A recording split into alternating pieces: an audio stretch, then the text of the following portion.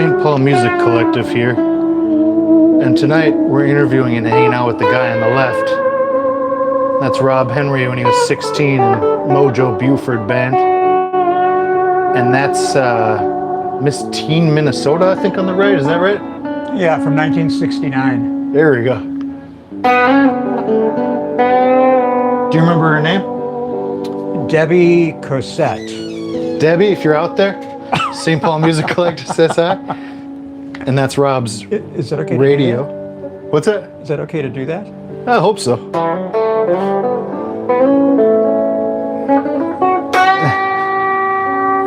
This is Robb's childhood radio. Listen to the tunes. And here we are in his very musical apartment.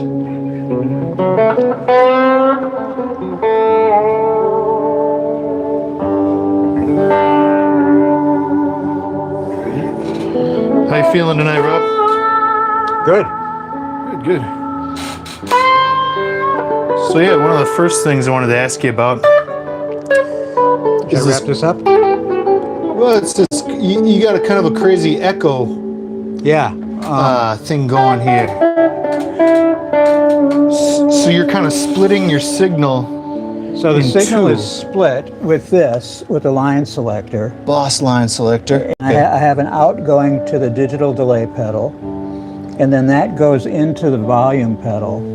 So I just leave this on all the time, and when I step on the volume pedal, Because the volume pedal has two inputs. it brings the echo in.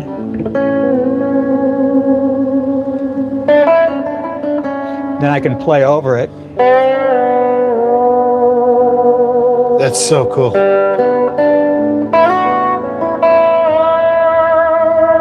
So listen, when he's stepping down on that, all the echo's coming in. But when he doesn't, none of it's there.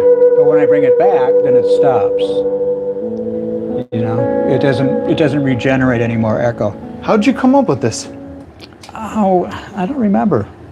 It's so long ago. Yeah, that's I came up with it back in probably 2000, I think. hell of an invention, man. Yeah, I was using a Roland JC120 back then, so I had two channels. Solid state, jeez. Yeah, but it was nice and clean, so Sure. so I could run my pedals in front of it. And I just figured it out, how to split it. I'm not sure where I got the idea. Quite the sound. So this is, if I step on the pedal all the way, See, then you can hear that echo come in. so it's,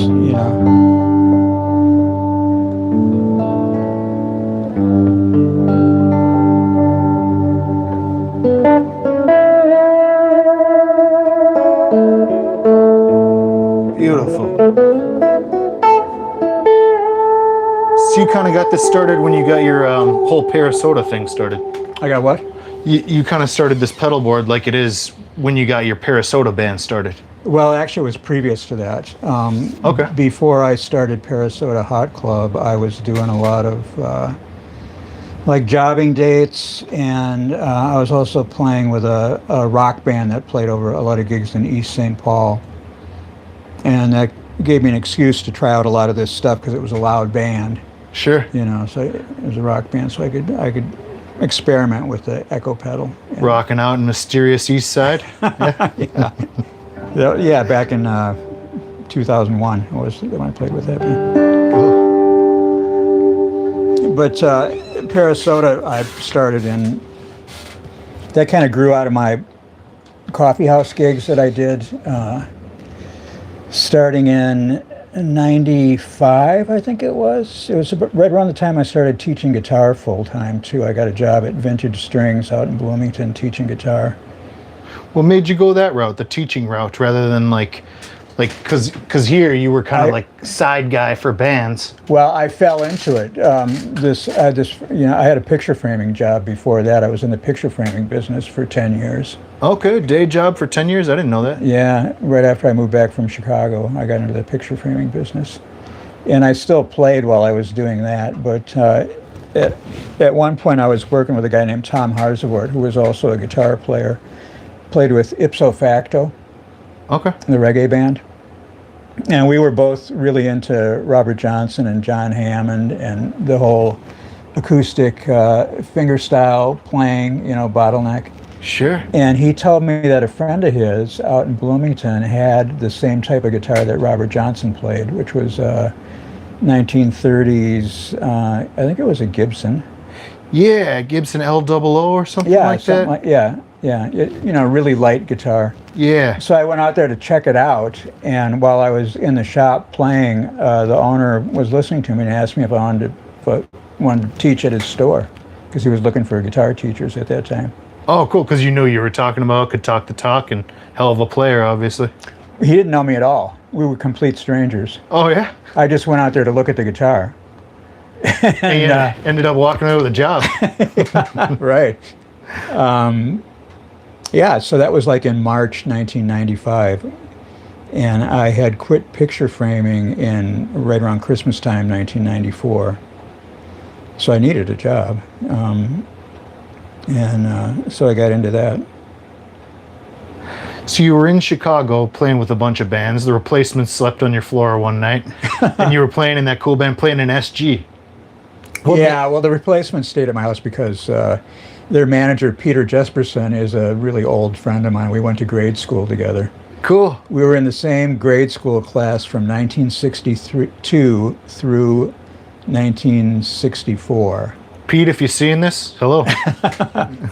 I'll send him a copy. Cool. I just texted with him today.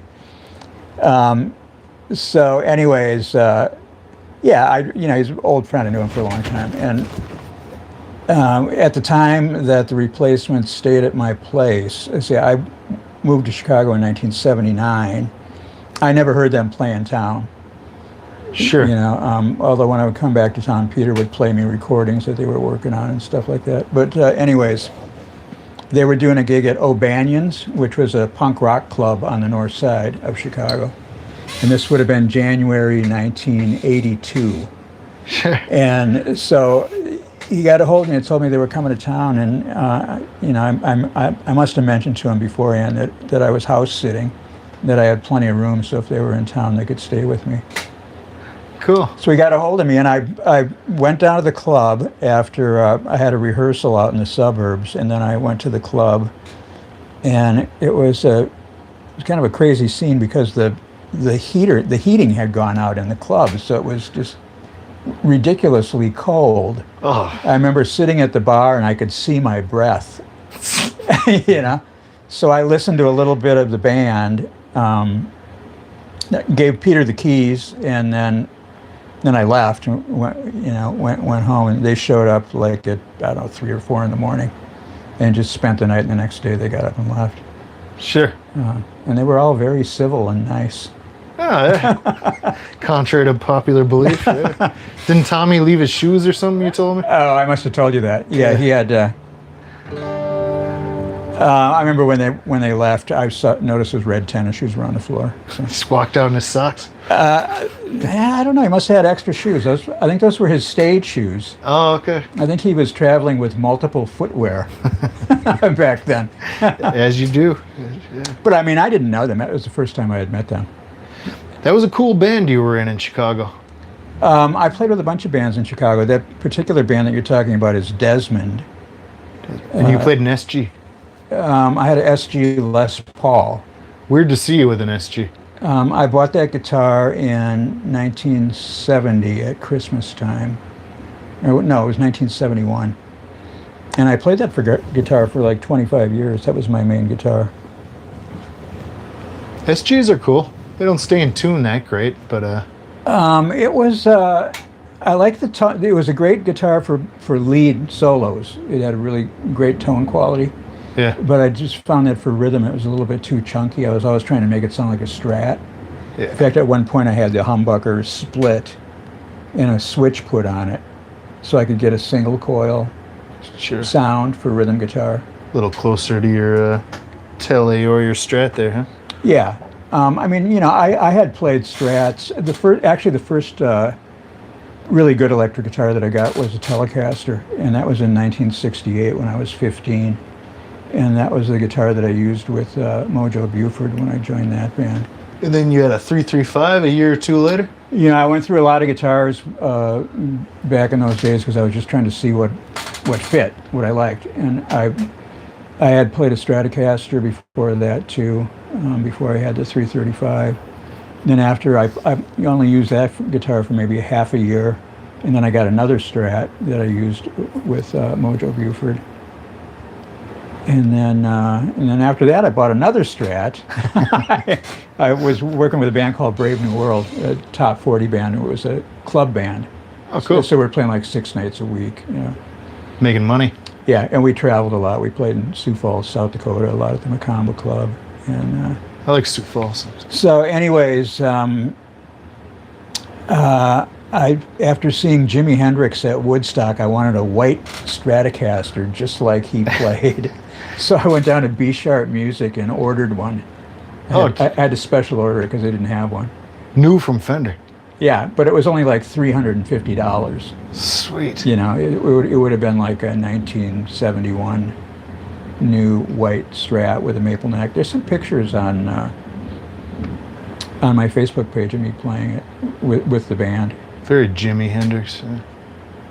Yeah, so that with that group, I used a wah-wah pedal, and I had a power booster that I plugged into the front of the amp. It had just had a switch on it. Oh, those weird little like 9-volt battery. I think it was called a LPB1 or something. It was a Electro Harmonics Line power booster. Yeah. So I just flip it on when I wanted an extra boost. I mean, I played so loud back then. I had a twin reverb, and I had an extra. I had a Fender Bandmaster bottom. I'd put the twin on top of the Fender the Bandmaster bottom. So you get the 412. And yeah, the 412, and then I'd crank it up and play. You know, we played loud. It amazes me how loud some of the bands played back then. Geez, ear protection? No. Cranking it, man. I can't crank my Champ without needing earplugs. It seems crazy. I always used to like to set the amp below me, you know, so it wasn't right in my ear. Sure. You know. You're at least not getting the ice pick straight. Yeah. Yeah, but so then with that band, with Brave New World, that was my first 6-night-a-week club gig. We had a gig at a club called F. David's, which was downtown, where the DoubleTree is now, right off of the Nicollet Mall. I think it's on 12th, maybe, or it's right down the block from the Dakota Jazz Club. Cool, yeah. It was a club that was previously, it was called the Scotch Mist. Right where Market Barbecue used to be and all that kind of stuff. Well, I think that was more on the North Loop, over by First Avenue. Okay. Sure. But yeah, that was interesting to be playing full time like that, and the pay was really good. I mean, at that point in time, I was renting a 2-bedroom apartment in southeast Minneapolis. I think the rent was $120 a month, and I was sharing it with one other person, and I was making like $125 a week with the band. So, nice. The ratio was a lot more reasonable than it is nowadays. Sure. Pay to rent. One week to make your rent money. The ratio, sure. Yeah. Yeah. Hard to do that as a musician these days. Everything has gotten more expensive, but we still take $100 gigs. Yeah, exactly. $50 gigs. Yeah. Or 50, yeah. Or what did we get when we played the Troubadour? It varied. It varied. Sometimes we had me and Rob used to play the Troubadour. Troubadour Wine Bar on Hennepin. Yeah, Hennepin and 27th, 28th. Yeah. Those are some good gigs, man. Yeah. Yeah. Sometimes we had a big crowd there, and the hat would go around. I think we walked away okay. Yeah, I ended up doing a lot of solo gigs there too, because I was trying to incorporate the solo thing with the looping pedal, and you're just trying to develop my repertoire. Sure. And it seemed to fit. It was a really laid back place. So. And that's what you were kind of doing in coffee shops in the mid-late 90s. Well, when I played coffee shops in the in the mid to late 90s, I was working on Django Reinhardt material. So I had an Epiphone acoustic guitar that I used on those gigs. Cool. And I didn't use a looping pedal, although I did eventually get a looping pedal in, I think it was like 98 or 99. I got a thing called a boomerang. Oh yeah. It was this kind of long looping pedal, and it only had like, oh God, how much? Like maybe 500 megabytes of space on it. Sure. So you couldn't save anything. Yeah. You could only make like, and you were limited to how long the loop was too. Okay, yeah, like But- 5-10 seconds max. No, it was longer than that. I could do a song, Oh, okay. but I couldn't save it though. So I had to put down the rhythm guitar part live. Every time, do it perfect. Well, Yeah. you're close. Yeah. It's tough. It's tough playing live. Whoa. Jeez, thunder outside. That was bright. I jumped. I think That was so scary. Glad we got that on camera. Well, I hope it doesn't come through the window. You know, one time after you moved out of the building here, it was during the pandemic. They re-bricked the building. Yeah. And I used they- to live in this building. That's how I know Rob. And they put up a scaffolding right outside my window, a metal scaffolding, Oh, no. because they were using it to re-brick the building. This was in like 2020. And one night there was this thunder lightning storm like that, and there was a huge flash outside my window. And when I went to turn on my laptop, the internet didn't work on it, and it had blown out the box in the basement, where all the internet stuff was. Jeez. But so I called the company and they fixed it the next day, but my computer still didn't work. And when I called Apple, they told me that the lightning strike probably fried the card, whatever the card was in there that allowed me to be on the internet. Jeez. So basically, my computer got struck by lightning. Didn't you kind of record a solo album during that time? Yeah, It's a good album. it's called 5x1.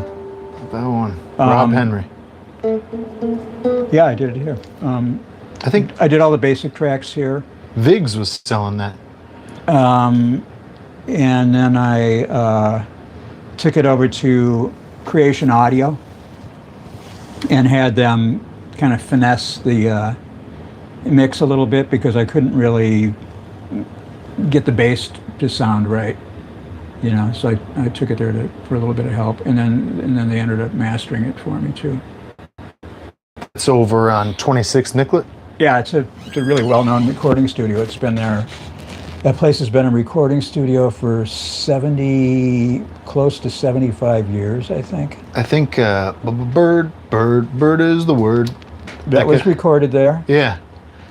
A lot of the early Soma records. Are you familiar with Soma? I don't think so. It's an early Minneapolis label. Cool. You know- Pre-Twin Town.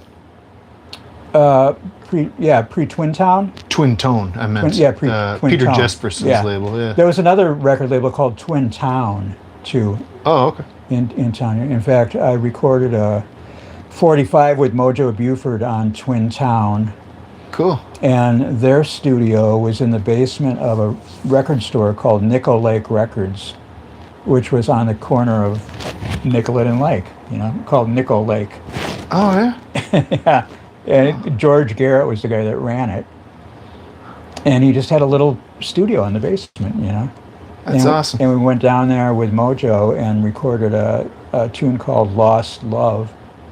And that came out on a 45. It's a pretty rare 45. You're making me realize a lot of stuff's been recorded on Nicollet, because Funky Town was right across from the Driftwood Bar. I forget what it is now. Oh, I feel really? like it's a little Yeah. market or something. But yeah, that was Jimmy Jam Terry Lewis's Right. spot before they got the Edina, which eventually became MMI or Yeah. whatever. But yeah, the Funky Town was recorded right there, 42nd Nicollet. Yeah, well, this was Nicollet Avenue back in the 60s was kind of a hotspot for live music. There was a lot of clubs, in between 26th and Lake Street. Of course, I was too young to go to them. There was one club that I went to. It was called the Cafe Extraordinaire. 26th and Lake? No, it would have been more down by Lake and Nicollet. Oh, sure. It was in between. There was a lot of stuff happening in between 26th and Lake on Nicollet. Oh, yeah. There was like Mr. Lucky's, Magoo's.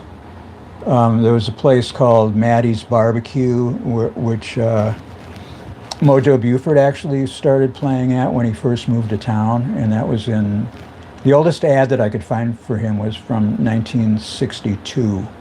Mojo Buford. Yeah. And he was kind of like a Twin Cities blues guy? Actually, he was originally from Memphis, and then he moved to Chicago and got connected up with Muddy Waters.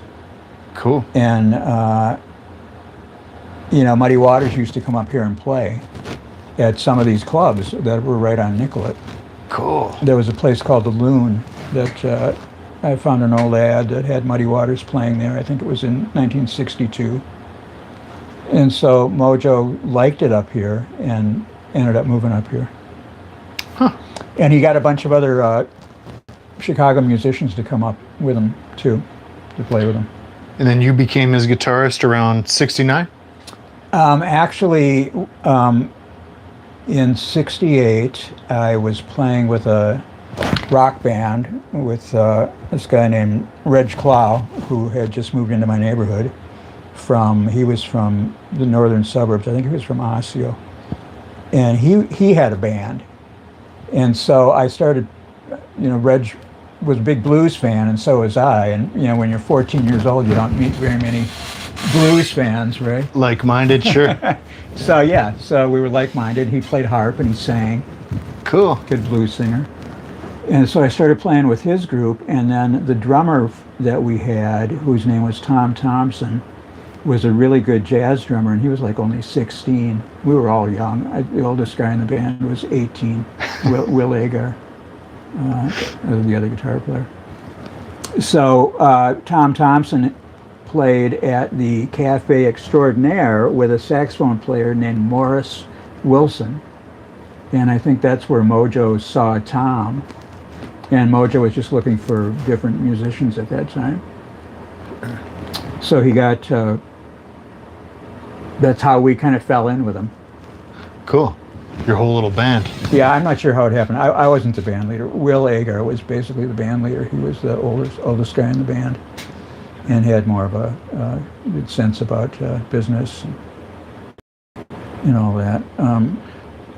But yeah, we started to play with Mojo in the winter of 68, 69. And that was kind of a trip because he was playing in all these black clubs in town, Yeah. There was places like Dirty Gerties. It was in St. Paul on Selby. Cool. Cozy Bar. North Selby and Minneapolis. what? Selby and Dale. Oh, cool. Yeah. I was just there this morning grabbing bread from Great Harvest. Yeah, I remember that place because the stage was right behind the bar.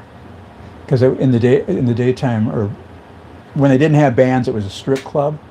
No way. They'd have strippers. The strippers would be behind the bar on the stage.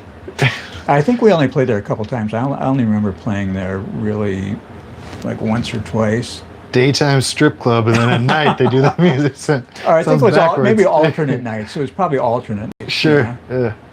Or maybe Mojo just went in there to try it out, And then we played at another place called Peacock Alley that was up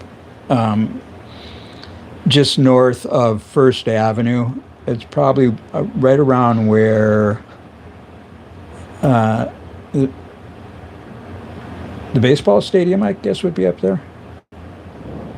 There used to be a club called Glam Slam. It was kind of in the same area as that. Where the Twin Stadium is now. Yeah. Okay, yeah. So that was, and these were like black nightclubs. You go in and play, and the clientele was all black, and the bands were blues bands or R&B bands. Cool. And it was strange because our Mojo hired us, and we were just a bunch of white kids from the suburbs. Not exactly sure what he was thinking, but You guys had it, huh? but it was a great education because he was like a mentor, you know. Yeah. Did you learned a lot of guitar stuff there, or you just kind Well, of? I learned a lot about how to phrase, you know, how to, you know, get in the groove and just play blues. Before that, I had always played lead guitar in bands that I was in, even from the time that I was like 13. And I think you told me once he kind of taught you to slow down a little bit, phrasing. Yeah. One note means more than like a flurry of notes type stuff. yeah, he was really good at that. I just, you know, really a conversational style Cool. of leaving space around the phrases, you know, around the licks. It's important. Yeah, yeah. So yeah, I learned a lot from him. He was a mentor to a lot of people in town. There was a lot of blues musicians that played with Mojo. Cool. In between, well, he moved here in '62, and let's see, he passed away in 2011, I think it was. I played at his memorial up at the Blues Saloon.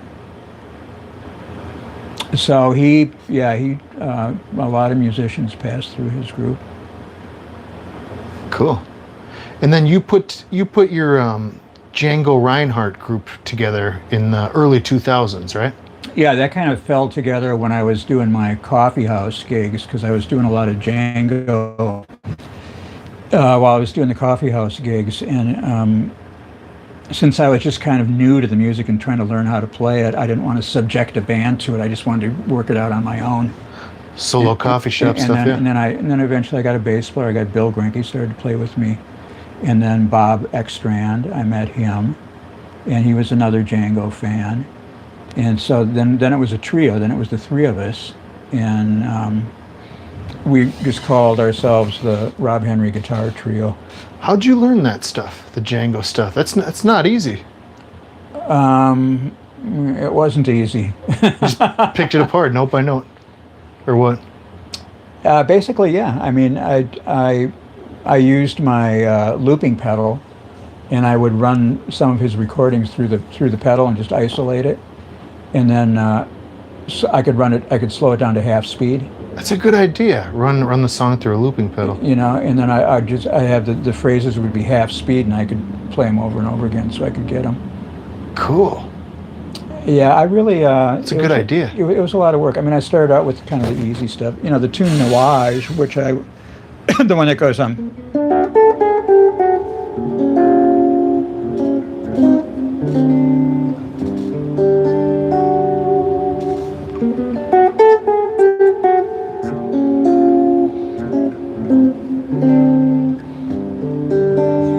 So that one I started to learn back in the 1970s. Cool. And I just slowly, you know, tried to learn the stuff. And then when you realized you could kind of do it, this was like, well, it wasn't pre-internet, but it was pre-internet being the way we do everything. So you were saying you sent like postcards out, or you sent recordings in the mail to clubs that you wanted to play? That's kind of how you get the, because your career is pretty great. Phone And calls. ever since I've known you, your career is pretty awesome. Put that together by yourself. You know, it's a lot of phone calls. I mean, I got my first computer in 2002. Sure. After Parasota had been together for a year, because I knew that we needed a website, you know, to get more work. It's about the time that stuff started mattering. And my older brother did web design. Oh, cool. So I had him do a website for us. And then... that helped the cause? Yeah, that helped, yeah, because I don't think anybody else in the band was online. I mean, I kind of just took it upon myself to do that. And then word of mouth just grew, and you were kind of like a Django group with no drummer, because Django didn't usually have a drummer, did he? No. No. It was Not in the early stuff. Yeah. acoustic rhythm guitar Yeah, player. I mean, when I originally put it together, I wanted to do the acoustic thing. And so we were playing as a trio in places like Dunn Brothers Coffee over in St. Paul, Cool. other coffee houses, and And then this violin player named Jim Plattis, I met him when I was teaching guitar lessons at Vintage Strings. And actually I did some gigs with him too, some jobbing date things, because he'd get these tuxedo gigs where we do corporate things, and we'd play a couple of Django tunes and a lot of pop tunes. Awesome. And he knew this French violin player named Raphael Frass, who had moved to town like in, I think, 1998. French violin player? Yeah, he's from Paris. That's what you want for your Django group, huh? Yeah. So I remember one night Jim told me, he said, "Hey, yeah, I know this violin player. He's interested in what you're doing. Can I give him your number?" And I said, "Sure." So this would have been like in December of 2001. I get this call on the phone, and it's this really excitable sounding French guy, a guy with an accent on the phone, total stranger, telling me that he wants to come play with my band. Oh, there you go. So I didn't know if he was legit, so I asked, can he play, actually? I asked him if he would get his violin and play Nuage for me over the telephone. Wow, to prove. Because I just wanted to see if he, if he was legit, yeah. Yeah. So he got his violin and he, played over the phone, and I said, "Great, sounds great. Come over and we'll play some music." So he came over here and we, we jammed, and he knew a lot of the tunes, and I showed him all my Django records. I got a pretty sizable Django record collection. Cool. And I also told him about this one album that I was looking for that was hard to find. It was a really rare Django album, and it was a live recording that was made after World War II, and it was made on Django Reinhardt's own tape recorder. He had a reel-to-reel tape recorder. Some kind of early home thing, huh? Well, it was just a early tape recorder, This would have been around 1948, I think. I might even have the record here. You would have I would have thought that'd be like the size of a truck in 48. I'm sure they had smaller recorders, but let me see if I can find this real quick. Of course, my stuff is all arranged. It's all rare and hard to find. It's not in alphabetical order. Usually I gotta come over here. We'll have an organizing record day, huh? Look at all these tapes, I don't know. I might have to show you the record the next episode, but let me get back to the story. Sure. So if you look at that thing on the wall, it says Paris Jazz Corner over there. Oh, cool. Okay, So anyways, I told Raphael about this record that I was looking for, that I wasn't on the internet at that time, and so finding stuff was difficult. And he would always go back to Paris for the holidays because his family lived in Paris. Sure. And so when he came back from Paris after the first of the year, we got back in touch. And I mentioned to him that we were playing at Dunn Brothers, and I told him to come down and sit in with the band because I knew that he would know a lot of the material that we were playing, and he could play. And he had a really good attitude. He was really enthusiastic about doing it. There you go. And so Bob and Bill and I were on stage, before we were going to start. Raphael came walking in the door, and he's carrying that bag from the Paris Jazz Corner record store. Cool. And he had bought me the rare album.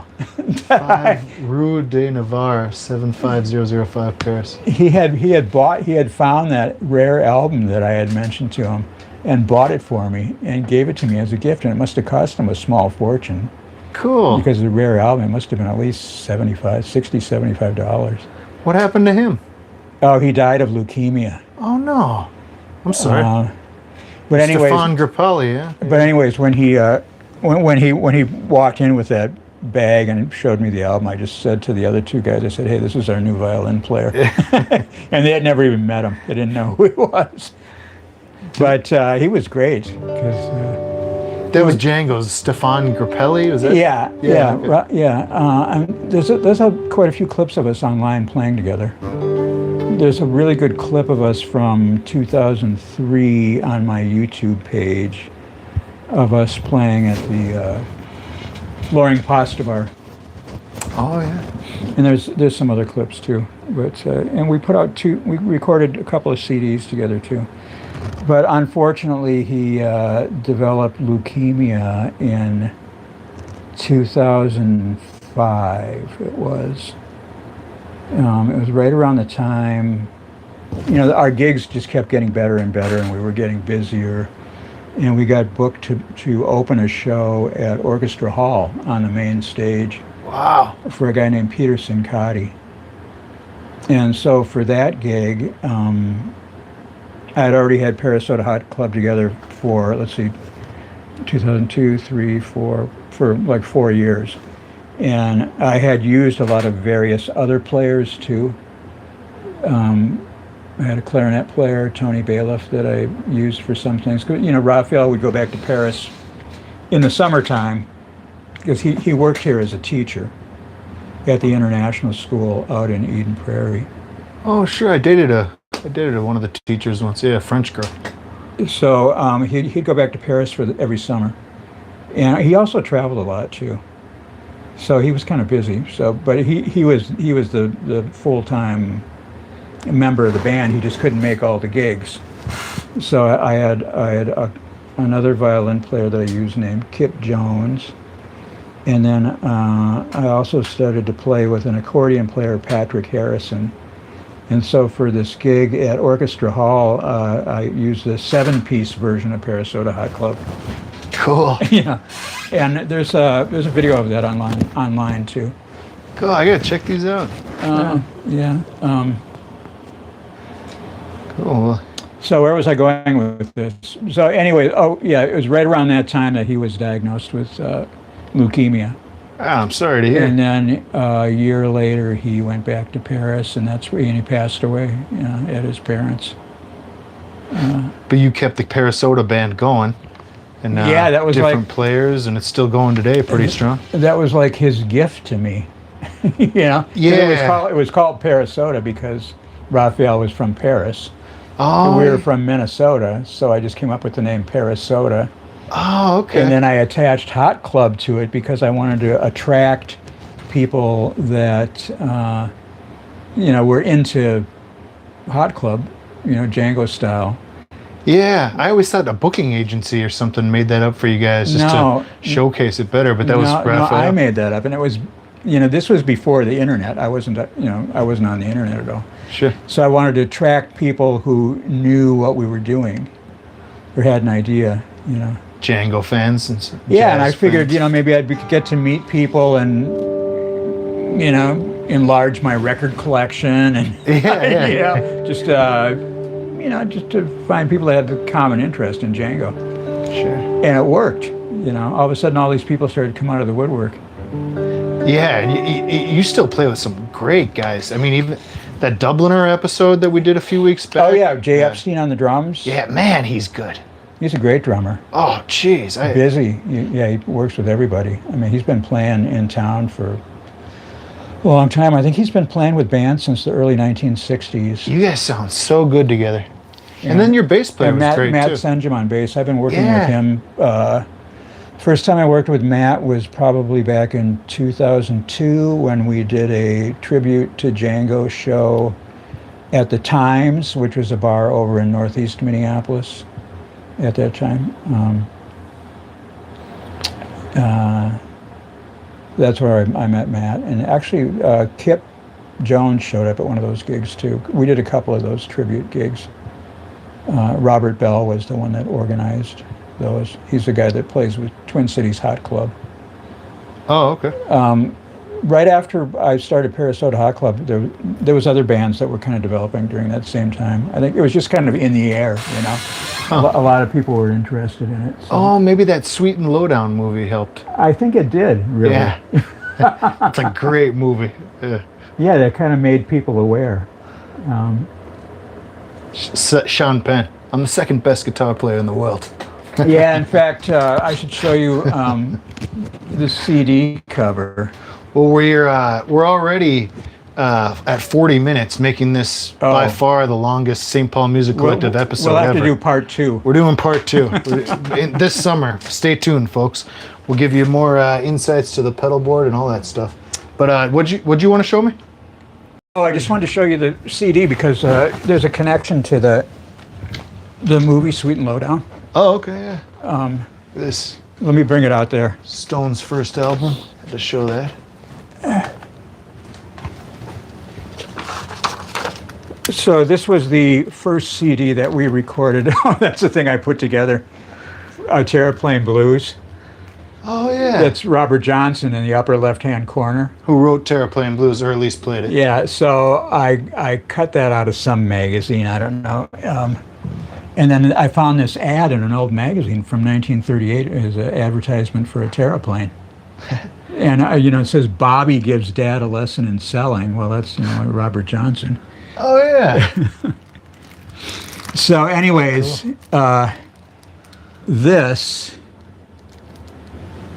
the back of the album, is kind of, the idea came from that movie. Because in the movie there's a scene where Sean Penn, can you focus on that, or is that? Yeah. It's a little bit too shiny, right? Yeah, we got it, though. Playing on that moon. He ends up falling off the moon in the movie. So that was an actual real-life Django story where Django wanted to do that, but he chickened out at the last minute. Hanging from the ceiling? Yeah. Oh, okay. He wanted to be lowered down to the stage. That's a Jimi Hendrix concert that I went to in 1968. Cool. I think we talked about that on your... That was like the third concert that I saw. I saw the Yardbirds with Jeff Beck. And Jimmy Page. On bass. And then I saw Muddy Waters. And then I saw Jimi Hendrix. Those were the first 3 big concerts that I went to. Not bad. Just setting you up for a life in music, huh? Yeah, I mean, well, those guys were my favorite guitar players. Yeah. Well, thanks a lot, Rob. Thank you. Appreciate you having me. And, God, I gotta get more shots of this apartment next time. There's just too many cool things. I'll make it a point to clean it up a little bit better. No. That's great. Is that going out live? Yeah. Cool. All right. Thanks, Rob. Appreciate you. You didn't get a chance to meet the cat. Oh, yeah? We'll do that. We'll do it next time. She's under the bed, but...